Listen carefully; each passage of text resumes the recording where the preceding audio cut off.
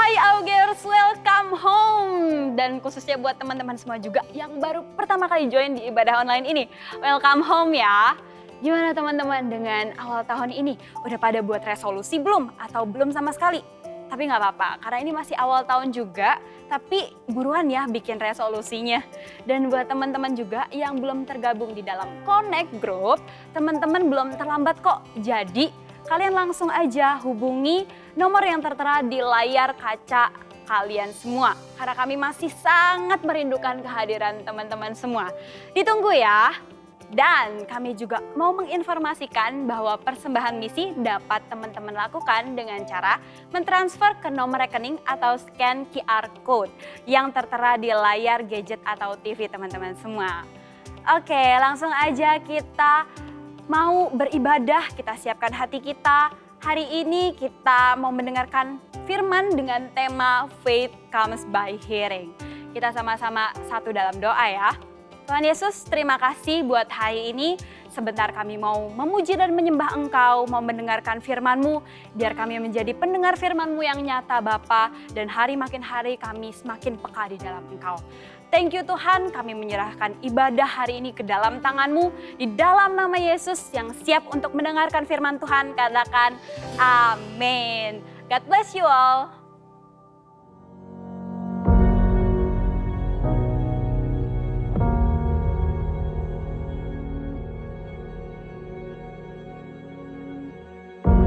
Orang yang suka memuji akan kuat roh doanya. Orang yang berdoa pasti berakhir memuji.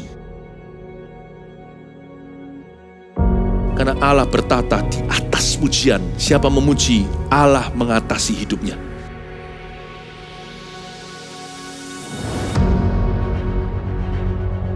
The Year of Praise, tahun pujian menjadi sebuah petualangan yang tiada dua. Menjadi sebuah pelajaran hidup yang langsung dari Kristus. Menjadi sebuah pengalaman yang indah. Waktu kita memuji Tuhan, seluruh kerajaan itu berdiri di sampingmu. Waktu kita memuji, seluruh kerajaan Allah dan kereta-keretanya yang tidak kelihatan berkuda dan berapi-api itu berada di kanan kiri. Semakin fisik kita lemah, roh kita semakin memuji Tuhan. Semakin jasmani kita terbatas, semakin rohani kita tidak boleh dibatasi.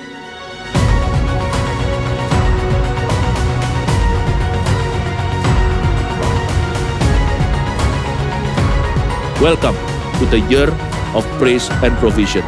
Mari kita mengizinkan Tuhan merajut rancangan yang belum pernah kita bayangkan.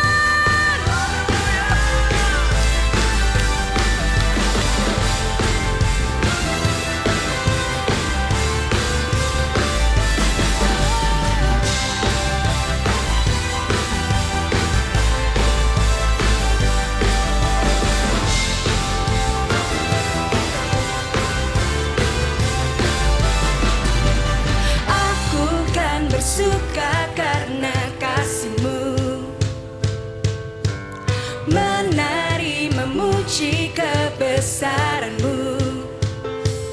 Karena Kau yang terhebat, Kau layak ditinggikan. Jiwaku pun bersorak sebab Engkau Allah yang setia dan benar. Yes, tak pernah tinggalkanku, Kau selalu bersamaku. Yesus, Kau sumber kekuatan. Ku hidup untuk menyenangkan-Mu. Hey!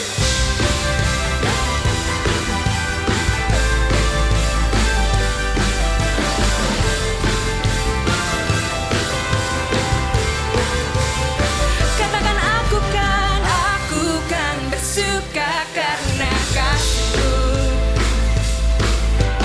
Menari memuji kebesaran-Mu. Angkat tanganmu, katakan. Karena Kau yang terhebat, Kau layak ditinggikan. Jiwaku pun bersorak sebab Engkau Allah yang setia dan benar. Tak pernah tinggalkanku, Kau selalu bersamaku. Yesus, Kau sumber kekuatan.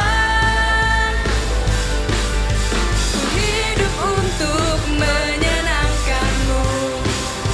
Oh, Kau Allah yang setia, selalu bersamaku, selalu bersamaku. Oh, Yesus Tuhan mulia. Hidupku milik-Mu, Allah yang setia dan benar. Tak pernah tinggalkanku, Kau selalu bersamaku. Yesus, Kau sumber kekuatan. Ku hidup untuk menyenangkan-Mu. Sama-sama katakan, Allah yang setia dan benar. Tak pernah tinggalkanku, Kau selalu bersamaku. Yesus, Kau sumber kekuatan. Ku hidup untuk menyenangkan-Mu. Hey!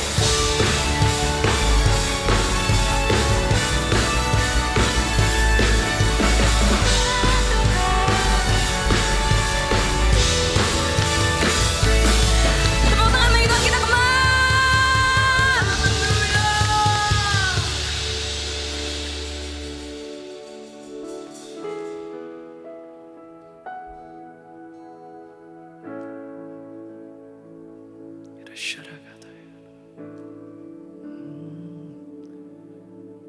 Ku datang padamu, Bapa terang,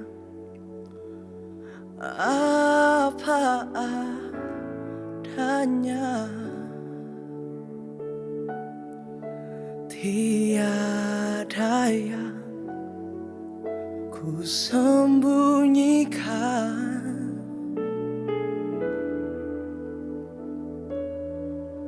Yang Kau lihat pada aku, semuanya ku berikan kepadamu.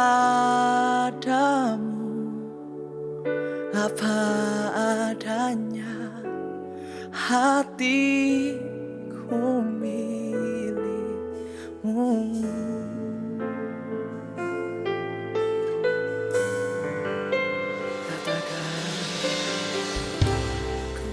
Kebenaran-Mu di batinku,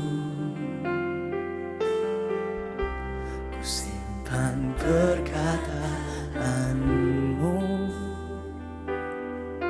jujur, tulus, murni di hadapanmu, di hadapanmu.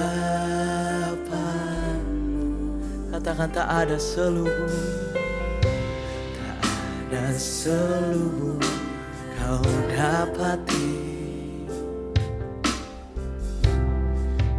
di dalamku,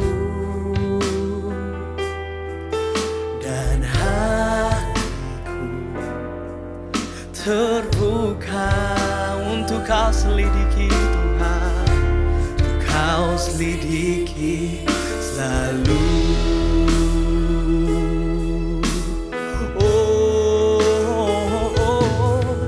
Ku datang kepadamu, Bapa terang, apa adanya, tiada yang ku sembunyikan. Yang kau lihat pada aku, semuanya ku berikan kepadamu, apa adanya hatiku milik. Oh, katakan dengan hatimu, kami datang, ku datang kepadamu, Bapa terang, apa adanya. Tiada yang ku sembunyikan. Yang kau lihat, yang kau lihat pada aku, semuanya ku berikan kepadamu, apa adanya hatiku milikmu.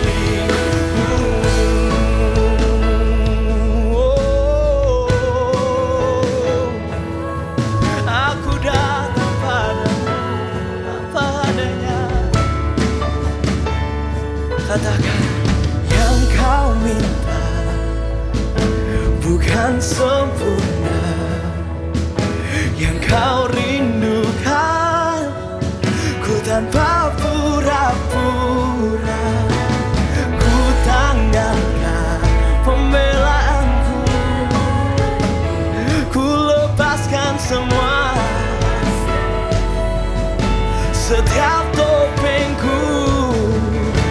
Ketika ku datang apa adanya, kan ku lihat kau apa ada di sana. Ku terima anugerah, aku diterima. Ku datang padamu, Bapa terang,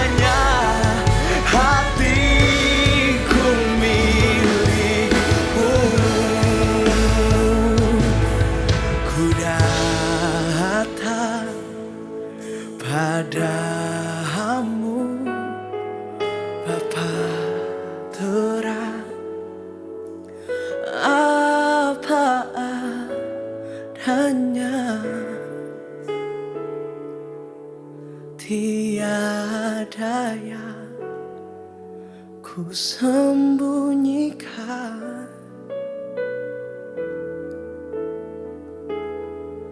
yang kau lihat pada aku. Semuanya ku berikan kepadamu, apa adanya hatiku milikmu.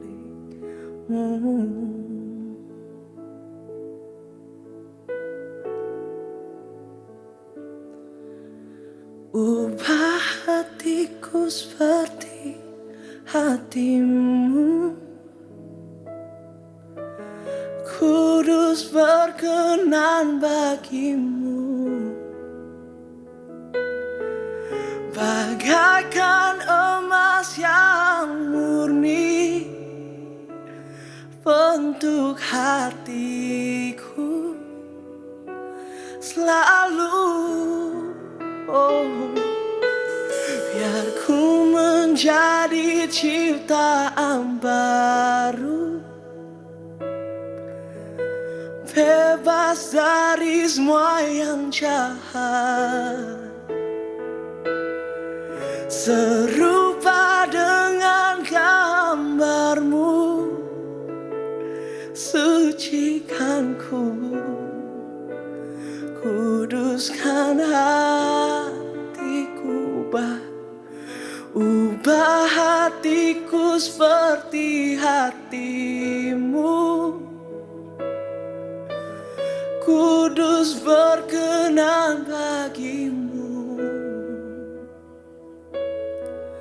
Bagaikan emas yang murni bentuk hatiku selalu. Katakan dengan hatimu, biar ku menjadi ciptaan baru, ku mau bebas dari semua yang jahat, serupa dengan gambarmu. Sucikan ku, kuduskan hatiku. Oh, ubah hatiku seperti hatimu. Ku mau kudus berkenan,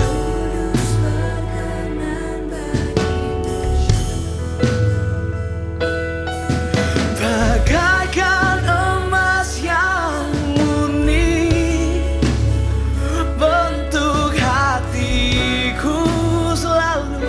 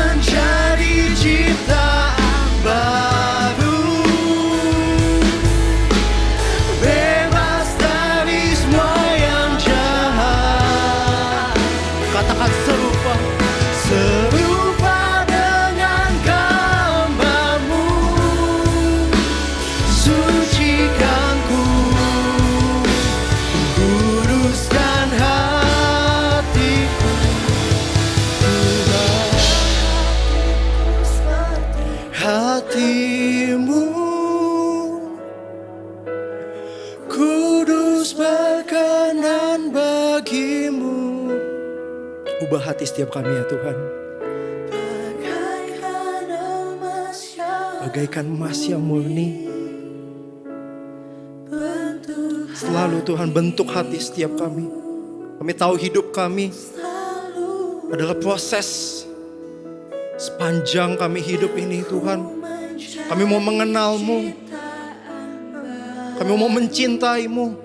Ubah hati kami seperti Engkau Tuhan. Biar kami punya hati seperti hati-Mu. Thank you Tuhan. Thank you Tuhan. Yes. Sucikan kami Tuhan. Dan kuduskan kami. Katakan sucikan. Katakan sucikan. Sucikanku. Yes. Kuduskan hatiku. Oh Tuhan. Sekali lagi katakan sucikan.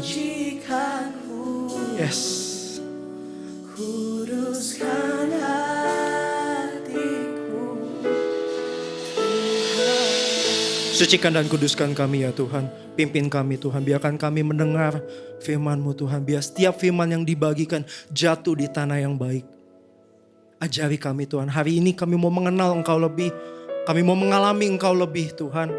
Engkau yang bertata. Gak peduli dimanapun kami berada. Kami percaya Engkau ada bersama-sama dengan kami. Dan Engkau menyertai setiap kami Tuhan. Ajari kami mau belajar sesuatu yang baru hari ini juga Tuhan. Thank you, kami berdoa di dalam nama Tuhan Yesus. Haleluya, amin. Oke. Halo Auge, senang banget bisa kembali melayani di tahun yang baru ini. Saya sukacita sekali menyambut tahun 2021 dan juga menyambut kegerakan puasa yang ada. Saya percaya awal tahun adalah waktu yang paling tepat untuk kita mencari wajah Tuhan, untuk merendahkan diri di hadapan Tuhan dan mengenal pribadinya. Di tahun pujian dan penyediaan ini, the year of praise and provision, ada sesuatu yang saya yakin Tuhan akan nyatakan buat setiap kita. So, siapkan hati kita untuk menerima bagian yang terbaik dan menerima janji Allah untuk kita jalani selama setahun ini. Oke? By the way, gimana dengan resolusi kalian? Ya, awal tahun identik dengan resolusi, gimana dengan resolusi kalian? Saya tahu perjuangan memulai suatu habit yang baru dengan konsisten pasti nggak mudah, pasti sulit. Tapi ingat bahwa usaha tidak pernah mengkhianati hasil. Kita sama-sama tetap konsisten ya untuk menjalani segala resolusi yang ada. Saya sendiri punya target di tahun ini adalah 1 kali baca Alkitab dari Kejadian dan Wahyu. Tapi setelah itu saya mau baca kitab Perjanjian Baru kembali. Jadi menyelesaikan 1 perjanjian lama dan 2 perjanjian baru. Gitu. Sedari saya bertobat, saya selalu diajarin sama pemimpin saya atau arahan dari gembala pas ibadah. Untuk menghabiskan Alkitab 1 kali setiap tahunnya. Dan masih saya lakukan sampai hari ini. Dan pertanyaannya, apakah kalian pernah melakukannya? Atau kalian masih melakukannya? Dan bagi kalian yang belum pernah, cobain. Harus cobain untuk habisin Alkitab minimal 1 kali dalam kehidupan kita.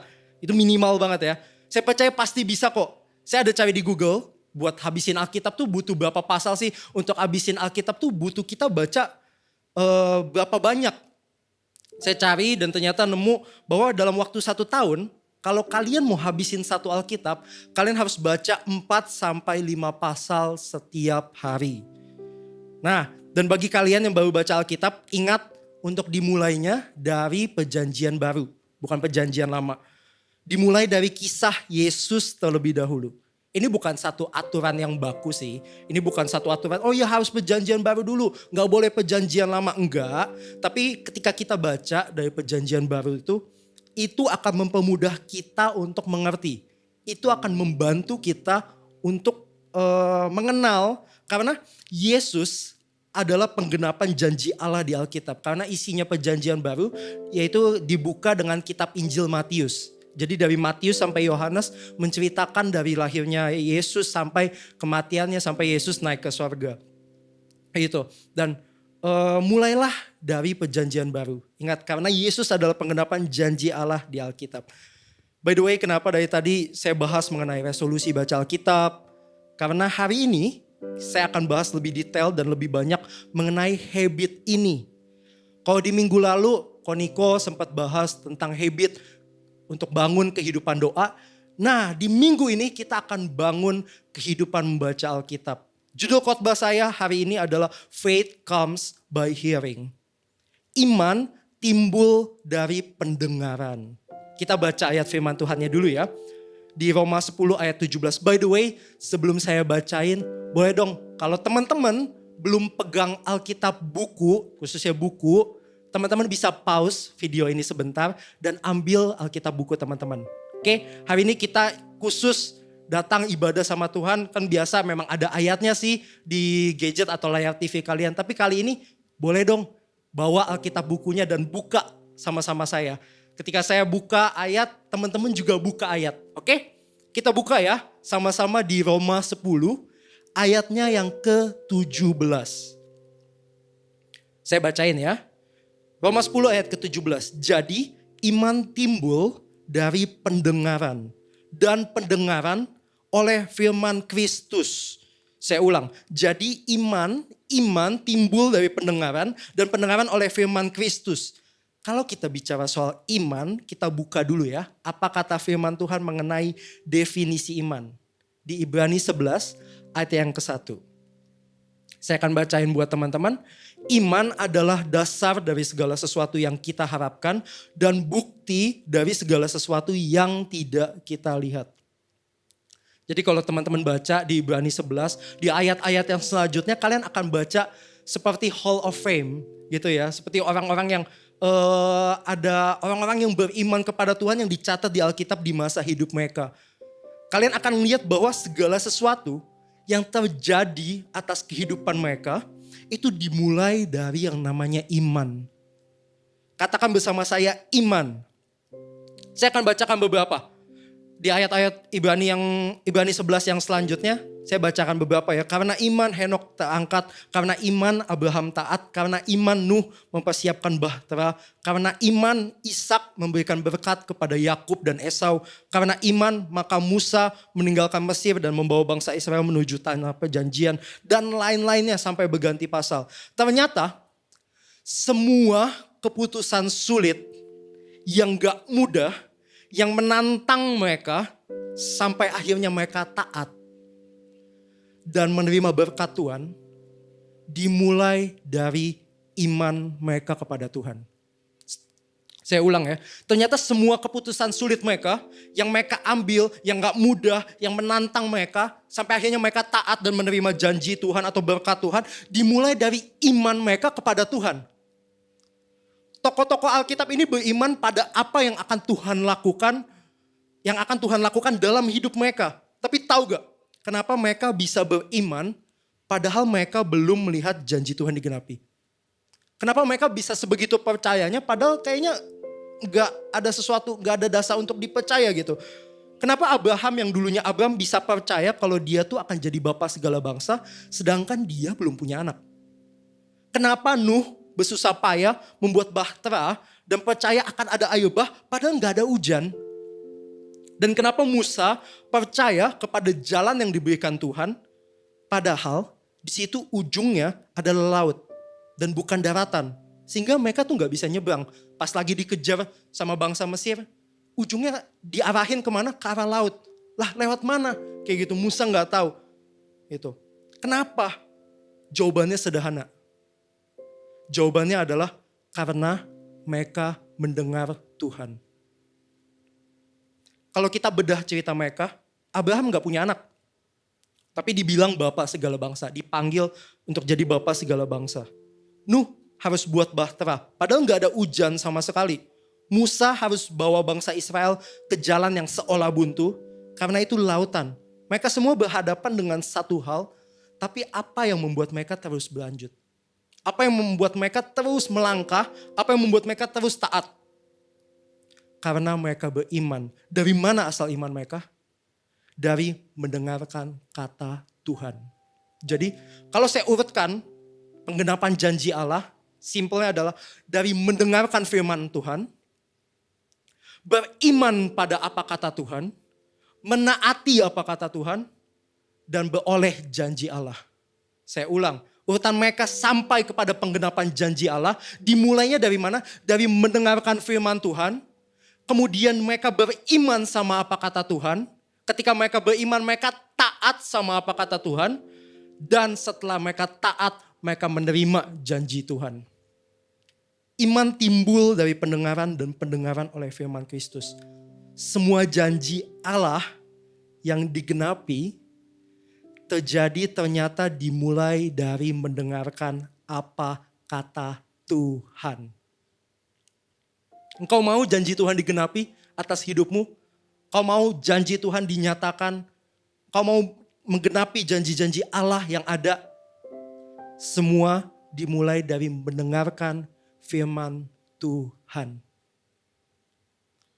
Salah satu hal yang paling saya syukuri ketika saya bertobat dan menjadi anak Tuhan adalah saya diajarin untuk baca firman Tuhan.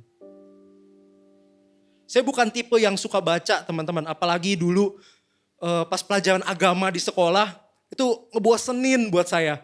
Itu membosankan, terus juga pelajaran agama itu gampang dapat nilai bagus. Ya, karena kalau di saya itu tinggal hafalin pertanyaan-pertanyaan di LKS atau di buku-buku cetak. Saya nggak tahu sih pelajaran agama anak sekarang kayak gimana. Nggak jauh juga sih sebenarnya, nggak jauh juga ya.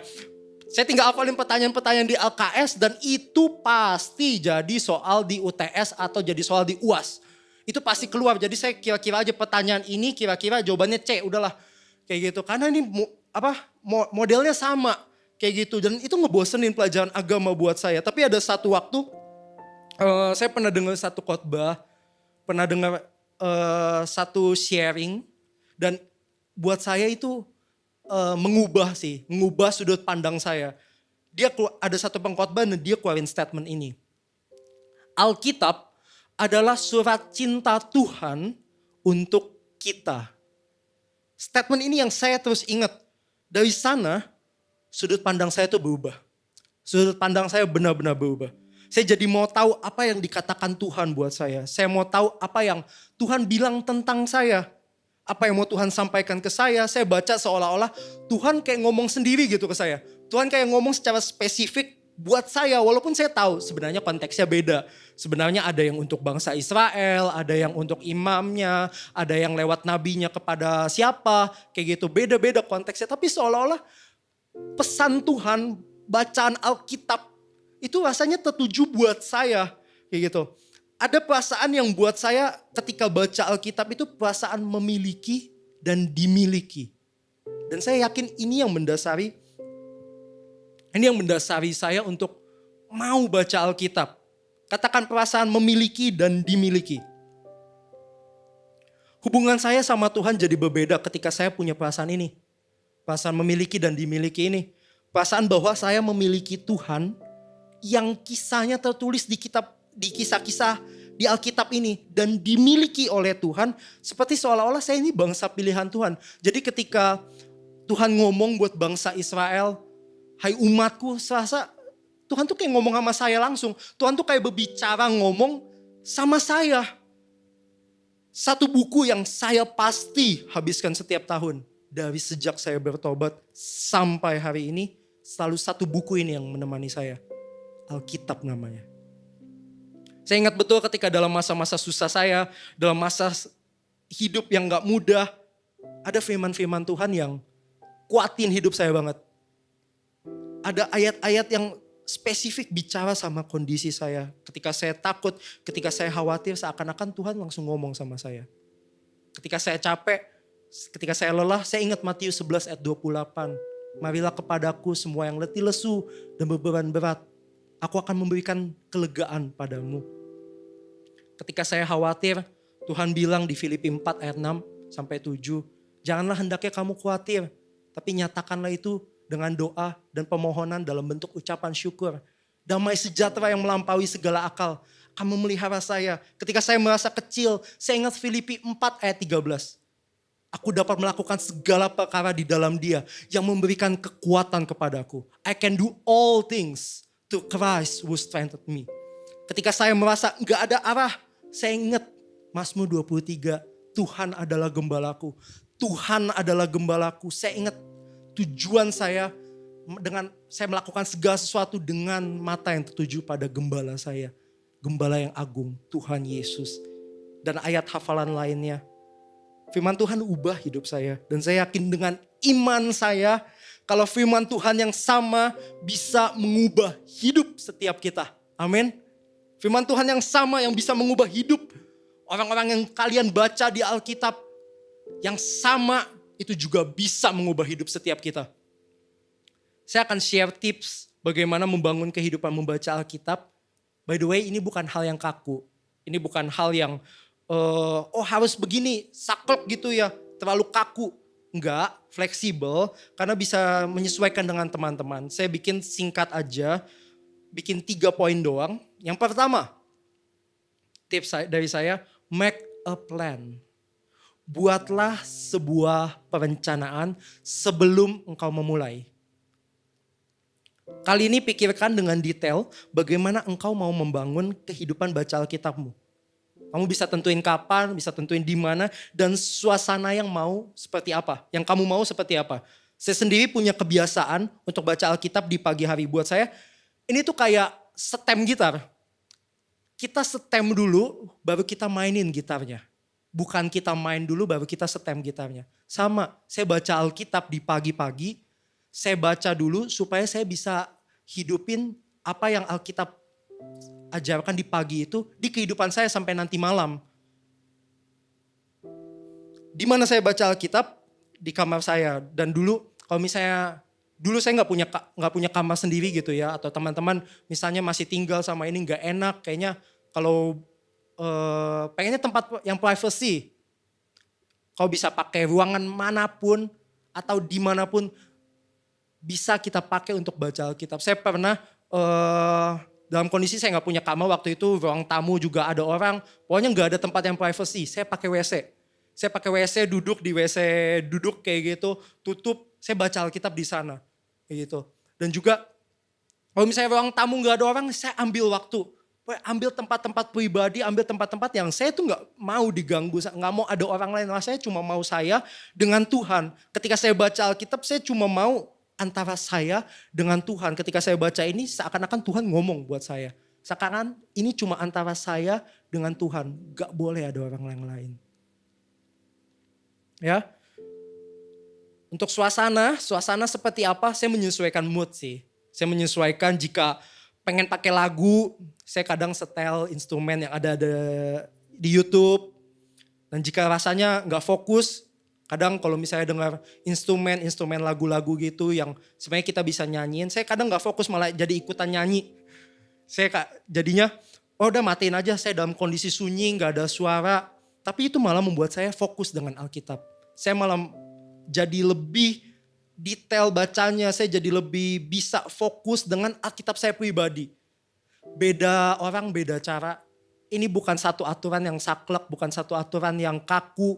Kalian bisa pakai apapun, ya asal yang benar ya, jangan yang aneh-aneh gitu. Buat perencanaan, gimana baca Alkitab kalian?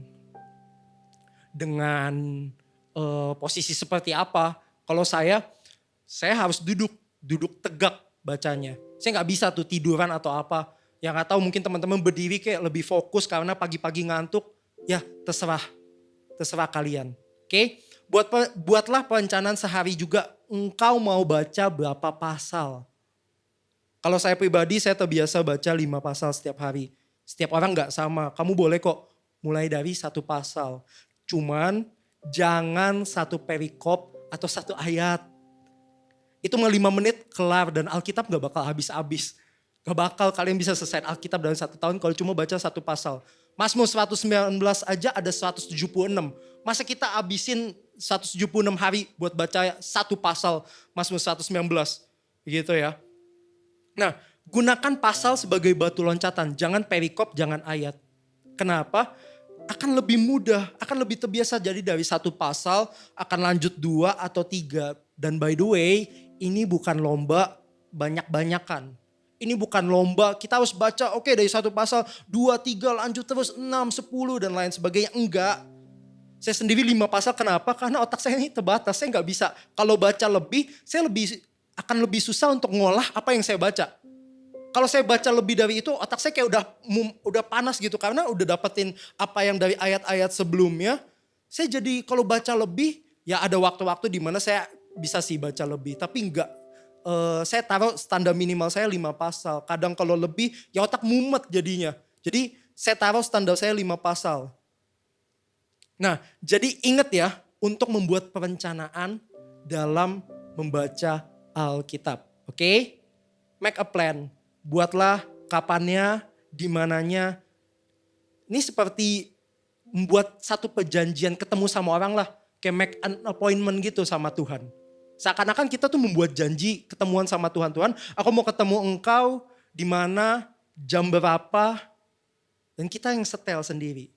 Buatlah pertemuan ini jadi pertemuan yang manis. Buatlah waktu-waktu baca Alkitab kita persiapkan. Saya percaya, saya membiasakan diri untuk baca di pagi hari. Kenapa? Saya ngerasa kalau misalnya di akhir hari, saya lebih kayak menyisakan daripada menyediakan. Dan saya nggak bilang kalau yang malam hari itu pasti menyisakan. Enggak. Bisa aja di tengah-tengah kesibukannya dia menyediakan waktu. Tapi kalau buat saya pribadi, ini buat saya lebih suka pagi. Itu ya. Oke, yang kedua. Kalau tadi yang pertama make a plan. Yang kedua, do it consistently. Oke, poin pertama akan jadi sia-sia ketika kita nggak melakukannya dengan konsisten. Yang tadi yang kita udah siapin kapan bakal baca Alkitab, di mana akan baca Alkitab, itu akan jadi sia-sia kalau kita nggak konsisten. Konsisten akan jauh lebih menghasilkan buah dibanding kita banyak sekaligus, tapi besoknya bolong. Misalnya, oke 5 pasal setiap hari, oke hari ini 10, berarti besoknya gak usah baca. Kayaknya kemarin udah baca banyak deh. Jadi kayak hari ini udah sekalian aja gitu. Udah tebus dari yang kemarin lah baca Alkitab. Gak bisa. Gak perlu langsung banyak, gak perlu ngebut. Ini tuh bukan lomba sprint. Ini tuh seperti lomba maraton, bukan cepet-cepetan, tapi siapa yang setia dan bertahan sampai guys finish. Guys finishnya bukan baca Alkitab 1 kali loh ya.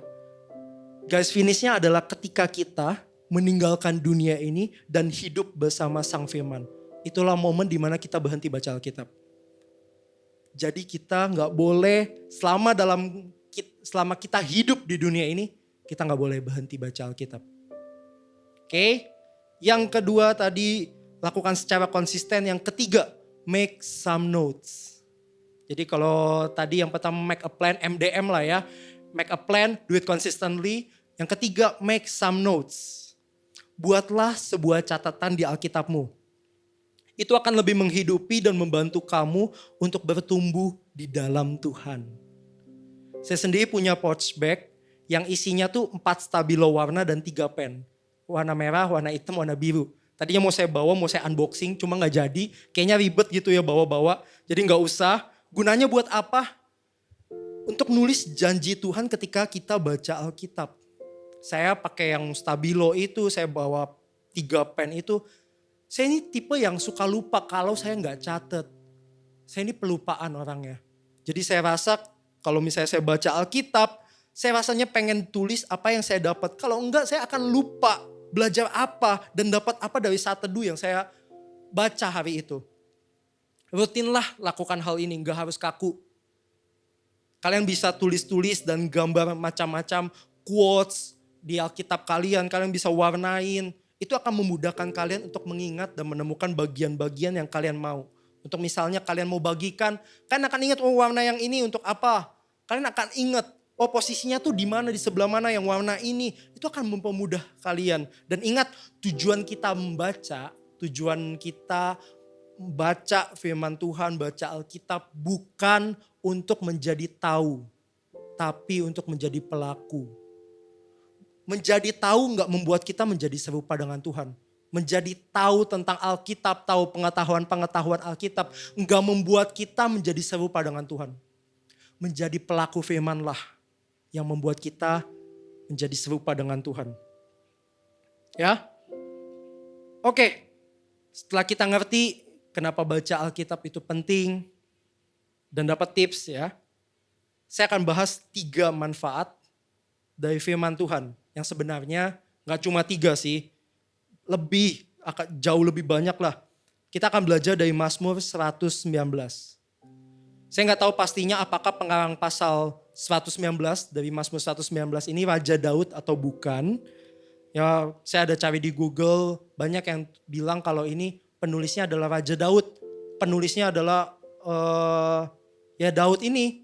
Tapi nggak ada kepastian dari pasal ini bahwa penulisnya adalah Daud. Ya, tapi yang pasti pasal terpanjang di Alkitab ini sungguh memberkati saya. Dan kita akan belajar banyak dari ayat ini, dari pasal Mazmur 119 ini, oke? Kita buka ya. Mazmur 119 ayat ke-97 sampai 105. Nanti saya akan bacakan ulang, saya akan bagikan poin-poinnya. Mazmur 119 ayat yang ke-97. Betapa ku cintai Tauratmu, aku merenungkannya sepanjang hari. Perintahmu membuat aku lebih bijaksana daripada musuh-musuhku. Sebab selama-lamanya itu ada padaku. Aku lebih berakal budi daripada semua pengajarku. Sebab peringatan-peringatanmu kurenungkan. Aku lebih mengerti daripada orang-orang tua. Sebab aku memegang titah-titahmu. Terhadap segala jalan kejahatan aku menahan kakiku. Supaya aku berpegang pada firman-Mu. Aku tidak menyimpang dari hukum-hukum-Mu. Sebab engkaulah yang mengajar aku. Betapa manisnya janjimu itu bagi langit-langitku. Lebih daripada madu bagi mulutku. Aku beroleh pengertian dari titah-titahmu. Itulah sebabnya aku benci segala jalan dusta. Firman-Mu itu pelita bagi kakiku dan terang bagi jalanku. Saya akan bahas 3 manfaat. Sebenarnya banyak, cuma yang saya mau sharingkan hanya 3 ini. Firman Tuhan membuat kita lebih bijaksana, lebih berakal budi dan mengerti. Kalau tadi kita baca, saya bacain ulang ya, ayat yang ke-98. Perintahmu membuat aku lebih bijaksana daripada musuh-musuhku. Ayat ke-99, aku lebih berakal budi daripada semua pengajarku. Ayat yang ke-100, aku lebih mengerti daripada orang-orang tua. Saya percaya kalau nih ya, kita mau tahu mengenai kehidupan kita harus belajar dari yang memberikan kehidupan. Kalau kita mau tahu betul mengenai suatu ciptaan, kita belajar dari Sang Pencipta. Firman Tuhan jelas bilang perintahnya membuat aku lebih bijaksana dari musuh-musuhku. Lebih berakal budi dari pengajarku, lebih mengerti daripada orang-orang tua. Bukan berarti kita gak perlu belajar dari pengajarku, dari orang-orang tua, atau guru kita kalau kita baca Alkitab, bukan gitu loh ya. Tapi ada nilai-nilai, ada value yang Roh Kudus nyatakan secara spesifik lewat pengalaman pribadi dengannya. Ketika kita baca Alkitab, ketika kita baca firman Tuhan, Roh Kudus bisa nyatakan sesuatu yang gak bisa diajarkan oleh orang lain. Memang orang sekitar kita tuh bisa ngajarin kita. Memang orang sekitar kita bisa mentoring kita. Tapi mereka terbatas. Manusia terbatas. Pengenalan manusia dengan manusia enggak sedalam pengenalan Tuhan tentang kita. Tuhan tuh lebih tahu dari manusia manapun juga, termasuk diri kita sendiri, tentang kita. Tuhan kita enggak terbatas. Dialah sumber pengetahuan, dialah sumber hikmat, dan dialah sang hikmat. Oleh karena itu, kita harus rendahin diri kita. Kita harus belajar daripada Tuhan. Daripada sang hikmat dan pengetahuan itu. Firman Tuhanlah dosen terbaik. Firman Tuhanlah guru terbaik dalam kehidupan ini. Firman Tuhanlah otoritas tertinggi yang dimiliki oleh orang percaya. Dan saya yakin 100% bahwa firman Tuhan mampu mengubah kehidupan setiap kita. Kalau tadi poin yang pertama, firman Tuhan membuat kita lebih bijaksana, berakal budi dan mengerti. Saya mulai bacain yang selanjutnya. Tadi ayat yang 98, perintahmu membuat aku lebih bijaksana daripada musuh-musuhku, sebab selama-lamanya itu ada padaku. Yang tadi, lebih berakal budi daripada pengajarku, sebab peringatan-peringatanmu ku renungkan. Yang ayat ke-100, aku lebih mengerti daripada orang-orang tua, sebab aku memegang titah-titahmu. Firman Tuhan ada padaku, ku renungkan, dan aku memegang titah-titahmu. Membaca berbeda dengan merenungkan. Ketika kita merenungkan satu hal, ketika kita merenungkan firman Tuhan, itu beda. Seperti sapi yang makan sesuatu, dia kunyah berkali-kali lipat, dia ambil segala serat, dia ambil segala yang ada, protein yang ada di makanannya, dia kunyah, kayak gitu ya. Dia ambil segala seratnya. Sama ketika kita baca firman Tuhan, ketika kita coba baca satu ayat dan mengerti, kita ambil dan kita pikirkan apa relevansinya buat kehidupan kita. Apa yang bisa firman Tuhan ajarkan buat kehidupan kita. Alkitab ini ada 66 kitab ditulis oleh pengarang yang mungkin sama di beberapa kitab yang mungkin berbeda.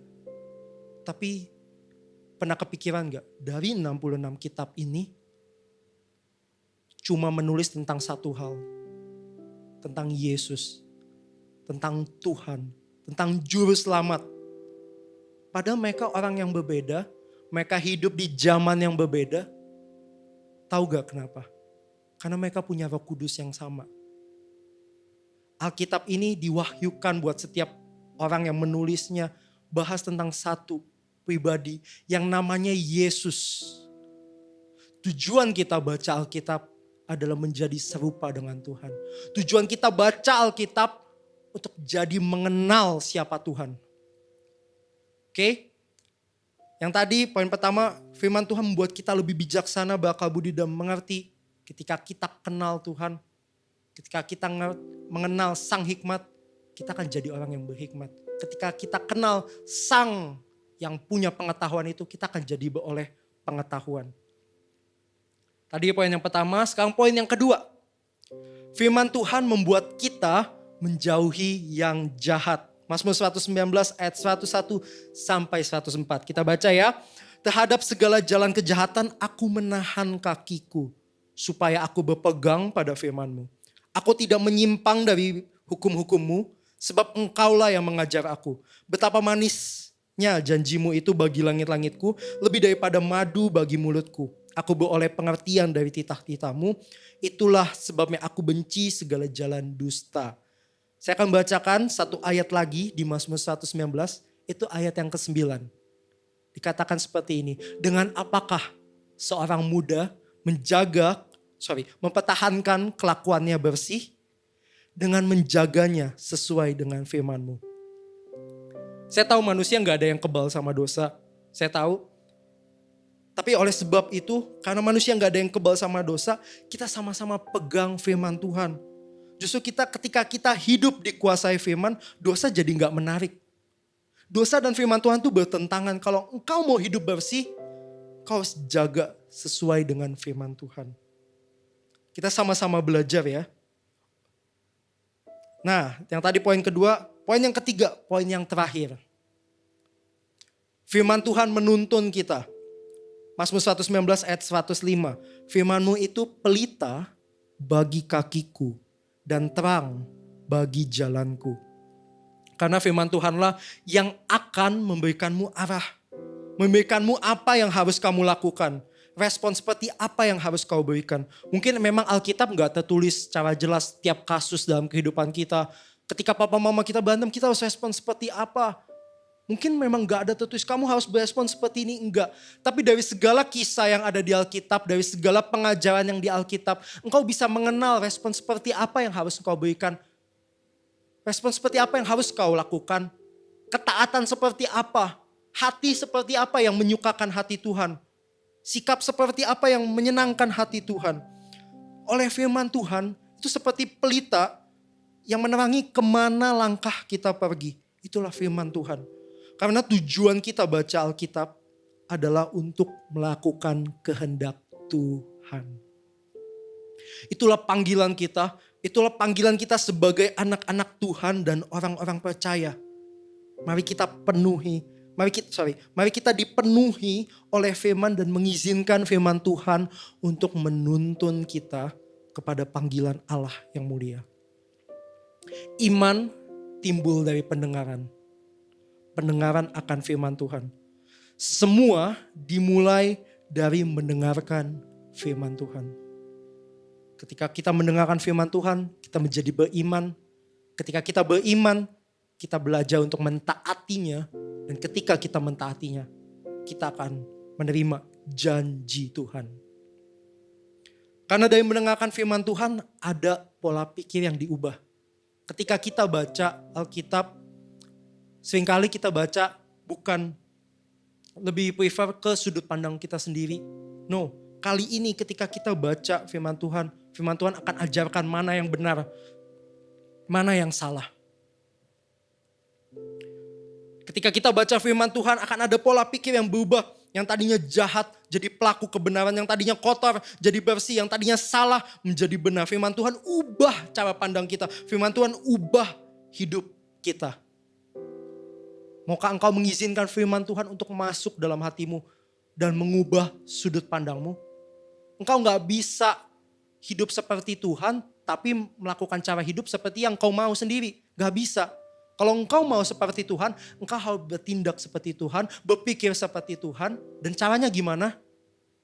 Kita hanya akan berlaku seperti Tuhan kalau kita mengenal Tuhan. Caranya gimana kenal Tuhan? Baca firman Tuhan.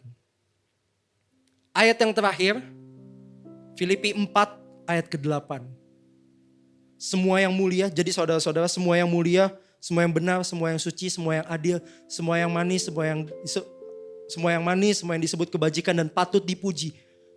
Pikirkanlah semuanya itu. Pikirkanlah apa yang benar. Pikirkanlah firman Tuhan. Karena tindakan kita, yang kita hasilkan dari kehidupan kita sehari-hari, berasal dari apa yang kita pikirkan. Dan apa yang kita pikirkan, itu berasal dari apa yang kita dengar. Pertanyaannya, apa atau siapa yang kau dengar?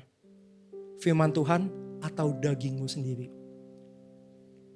Hari ini, mari izinkan dirimu untuk dikuasai oleh firman Tuhan. Kita akan nyanyi satu lagu ya. Oke, teman-teman PAW boleh naik ke atas.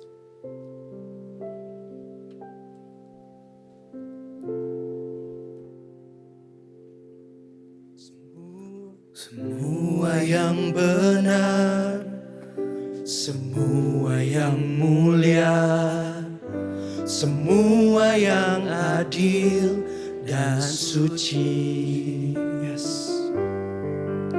Semua yang manis, yes, yang sedap didengar, semua kebajikan yang patut dipuji. Kupikirkan semua itu.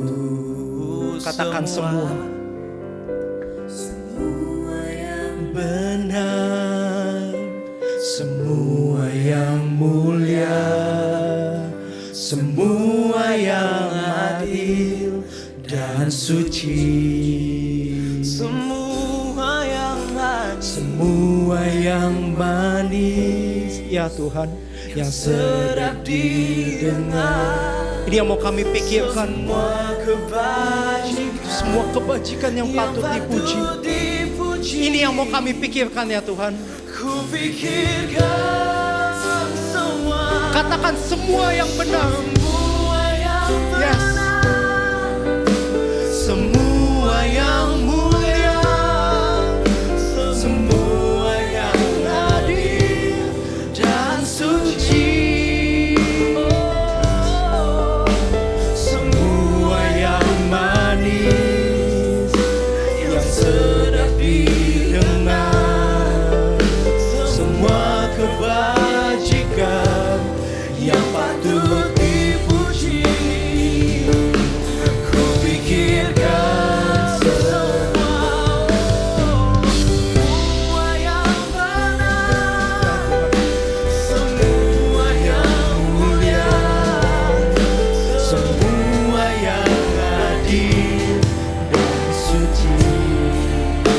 mau kami pikirkan ya Tuhan.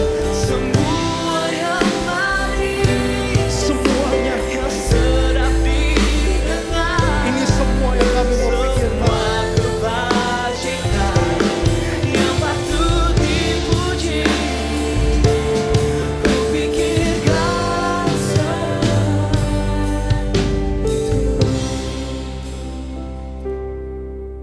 Semua yang benar, semua yang mulia, semua yang adil dan suci.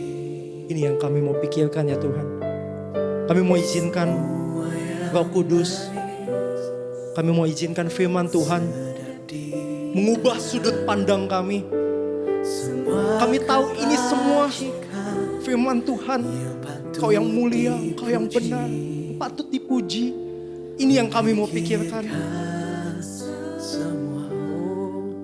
Semua yang benar, semua yang mulia, yang kami mau pikirkan ya Tuhan. Semua yang adil dan suci, Yes, thank you Tuhan, semua yang manis, thank you Tuhan. yang sedap didengar, semua kebajikan yang patut dipuji. Ku pikirkan semua itu. Ingat tadi ketika awal-awal khotbah, saya minta teman-teman untuk bawa Alkitab buku. Di tahun 2021 ini, maukah engkau sama-sama ambil komitmen untuk membaca firman Tuhan? Nggak peduli seberapa banyak yang kau baca, mari kita sama-sama, bukan tentang banyak-banyaknya, tapi tentang konsistennya. Kita sama-sama yuk ambil komitmen untuk tahun ini. Kalau mungkin engkau belum pernah, mungkin terlihat sulit, tapi maukah engkau mengambil komitmennya bersama-sama, menjalaninya bersama-sama dengan Tuhan? Engkau nggak jalanin ini sendiri, kita lakukan bersama-sama. Kita habiskan Alkitab. Tahun 2021 ini adalah jadi tahun di mana engkau menghabiskan firman Tuhan. Dan nanti kita tidak hanya baca satu kali, tapi sampai sepanjang hidup kita, sampai kita bertemu dengan Sang Firman, baru kita berhenti baca Alkitab. Mari kita lakukan sama-sama. Kita lakukan ini bersama-sama, kita baca firman Tuhan. Maka engkau mengambil komitmen hari ini untuk membaca Alkitab. Maka engkau ambil komitmen untuk setia menyelesaikannya sampai akhir. Kalau engkau mau, kita lakukan tindakan profetik ini sama-sama. Maka engkau ambil Alkitabmu dan taruh di dadamu seperti ini. Taruh di hatimu seperti ini. Maka engkau mengasihi firman Tuhan. Maka engkau mencintai apa kata Tuhan. Katakan firman Tuhan. Yes. Firman-Mu adalah pelita bagi kami. Bagi kakiku, terang bagi jalan. Tuhan, kami mau akui bahwa firman-Mu pelita bagi kaki kami, terang bagi jalan-jalan kami. Bagi kakiku, Ajari kami, terang bagi jalan. waktu ku bimbang, Waktu ku bimbang dan hilang jalanku, tetaplah di sisiku. yes. Dan takkan ku takut. Kami tahu bahwa Engkau selalu ada di sisi kami, Dekatku, beserta dengan kami selamanya. aku selamanya.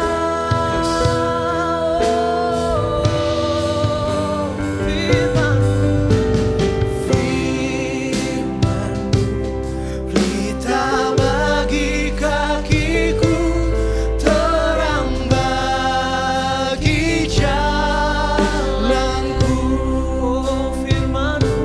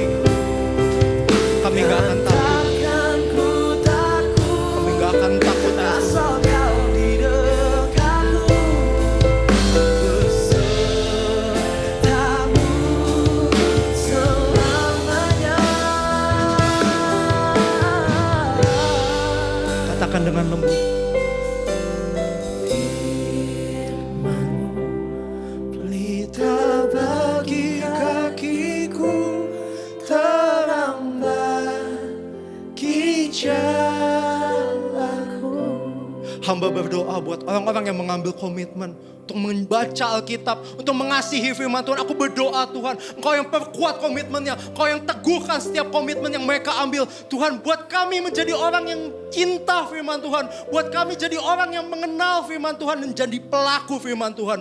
Pakai setiap kami jadi alat-Mu Tuhan. Kami percaya oleh firman Tuhan, hidup kami akan diubahkan. Dan kami percaya ketika hidup kami dimuliakan, Tuhan yang akan dimuliakan dari seluruh bumi ini Tuhan. Thank you. Kami mau bilang firman-Mu pelita bagi kaki kami dan terang bagi jalan kami. Firman-Mu pelita bagi kakiku, terang bagi jalan. Oh, firman-Mu Tuhan, firman-Mu pelita bagi kakiku, terang bagi jalan.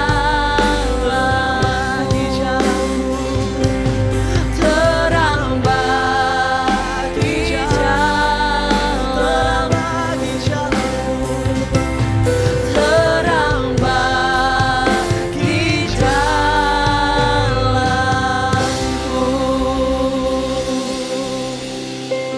Biar firman Tuhan yang ada dalam hidup kami, yang kami hidupi setiap hari, Tuhan, biar sungguh ini menyenangkan hati-Mu apa yang kami lakukan.